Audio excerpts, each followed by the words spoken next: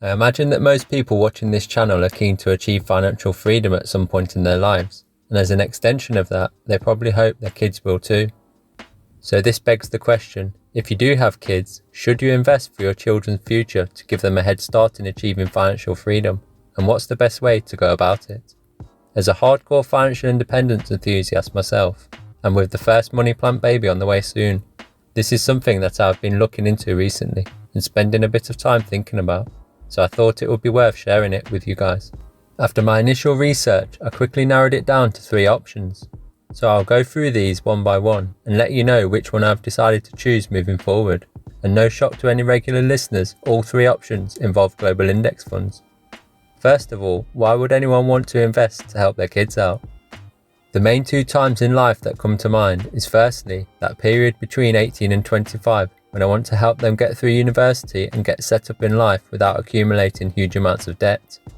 And second is the period, probably after I'm long gone, when they reach retirement age knowing that they will be able to look after themselves no matter what. So the 3 options are as follows. Number 1, invest in a junior self-invested personal pension. This is basically the junior version of a SIPP, which is a type of pension for a child, whereby a parent or legal guardian manages the account and makes any investment decisions until the child turns 18, at which time it turns into a regular SIPP and control is handed over to the child. As you can imagine, with such a long-term investment horizon, this is one of the best ways to take advantage of compounding interest, with the major downside being that they can't access the money until their mid-50s, and maybe even their 60s by the time they get to that age in the future.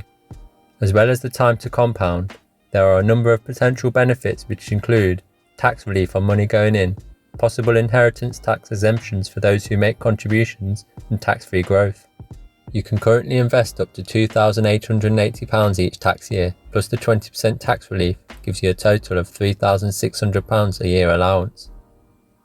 There are plenty of other videos on YouTube that demonstrate how you could make your child a millionaire through compound interest that can be generated over these long periods, so I won't go too much into that. Basically, if you max out the contributions until they are 18, and then leave it until they can access the account in their mid to late 50s, and keep the pot invested in global equities, then the pot would grow to somewhere in the millions, even after taking inflation into account. The second option is to invest in a junior ISA. Once again, similar to an adult ISA but for children, any parent or legal guardian manages the account and makes any investment decisions until the child turns 18, at which time it turns into a regular ISA and control is handed over to the child. You can invest up to £9,000 per tax year per child, and this is separate to your own 20k allowance or 40k allowance for a couple. The big glaring worry with this option is that they can access this money at age 18 and potentially blow the lot on a summer-long booze up on a party island or dining out on sushi at university. And finally, the third option is to invest the money in a specific earmarked fund, but with the knowledge that it's the child's money that they can access at any point. With a couple being allowed up to 20k per tax year per adult to invest in their own ISAs, majority of people won't actually be able to make full use of this allowance. Therefore, it is an option to just invest in a separate fund for each child.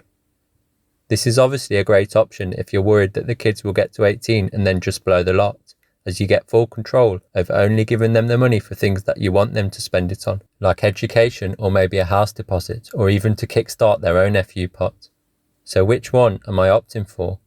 After weighing up all the options, I'll be going down the route of the junior ISA, as I think this is a great way to educate kids about money and enable them to become financially literate, which, let's be honest, even though this is one of the most important skills in life, it doesn't look like schools are going to be teaching this anytime soon.